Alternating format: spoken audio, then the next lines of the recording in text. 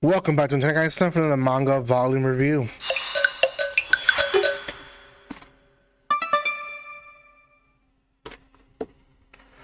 Welcome once again to my channel, guys. It's going to be on the second volume of I May Be a Guild Receptionist, but I'll solo any boss to clock out on time. Here is the cover there. You guys can see it there.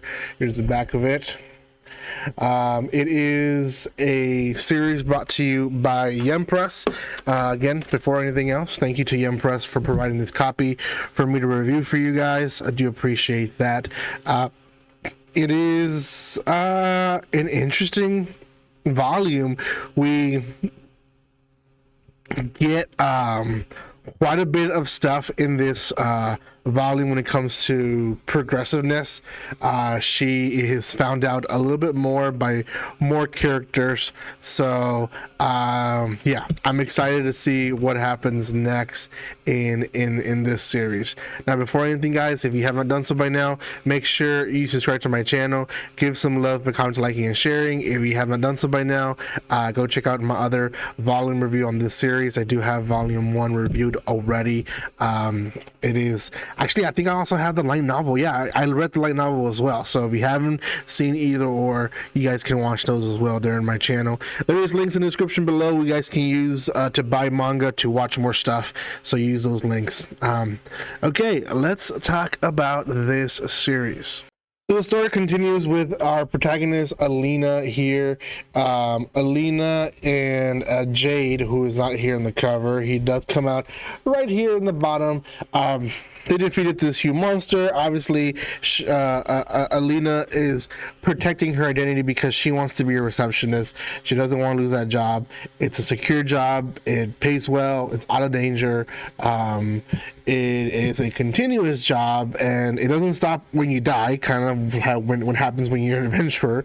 So her and Jade are doing paperwork. Jade promised that he was going to help her, and he is helping her overnight with all of this paperwork that she has to do. She is very irritated in this entire volume, to be honest. The orb that she ended up finding from the monster that she fought in the first volume ends up having a secret quest. Once they open the secret quest, then they go into a contract within the secret quest, and she doesn't know what's going on, to be honest. Well, then this guy, the Master Guild guy, shows up. His name is Glenn. Now, Glenn has a special power, and it is called Sigurd Chronos. And Sigurd Chronos essentially helps him stop time in certain areas and go back into time to see what happens there.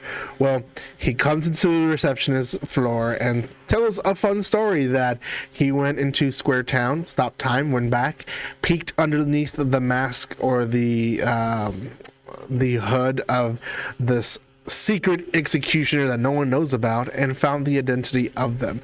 Well, obviously, our protagonist knows that she is found out, so yeah, it's very much obvious what happens. It's not obvious, but Alina is then asked to go into a private conversation with Glenn, and she goes into this carriage. Inside the carriage is Jade and his other teammates of the silver group that he's in.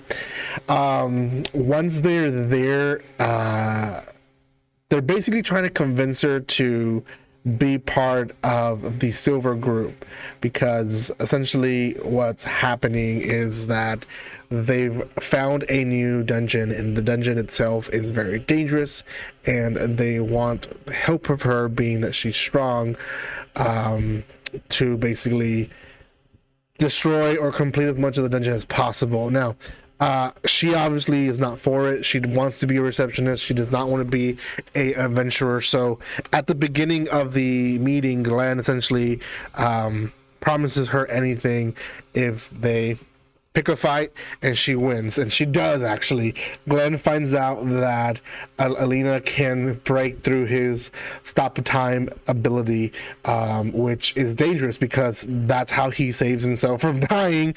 He stops the time, but if she's able to break through that, well, there is a problem there. So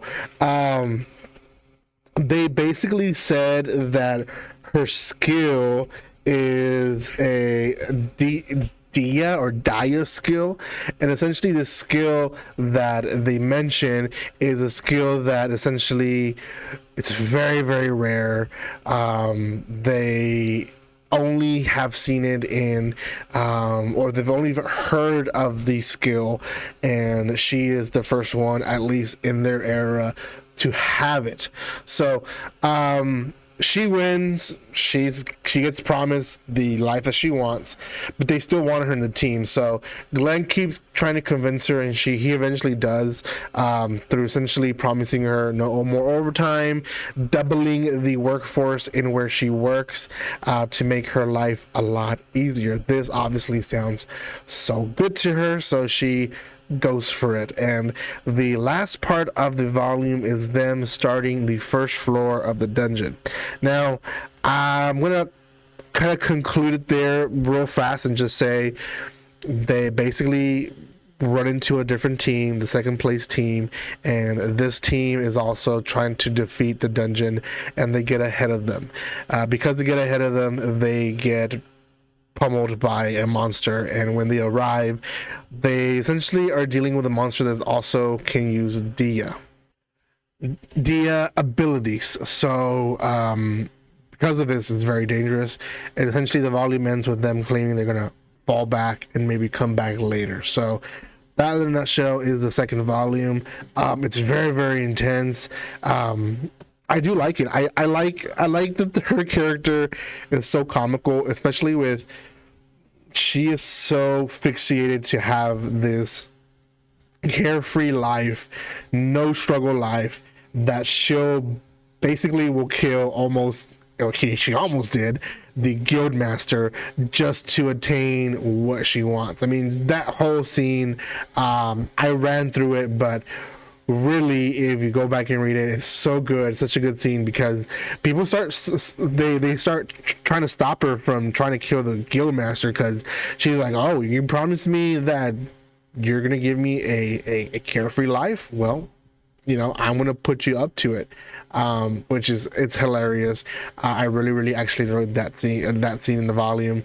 It's a really good series. I feel like if this one became an anime, definitely would want to react to it, because it has comedy, it does have adventure, it does have action, and then it has that mystery of what's going to come next, because it's just almost random, to be honest, and the mystery of them not knowing the powers that she has. So yeah, they do explain how she got her powers a little bit in the volume, although the explanation was a little bit to be honest, but they do explain how she got her powers in this volume. So if you're also interested in that, then you're gonna have to buy it.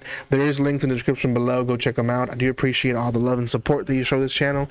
If you haven't done so by now, make sure you subscribe to my channel, and I will see you next time. Like always, don't be strangers. See you guys.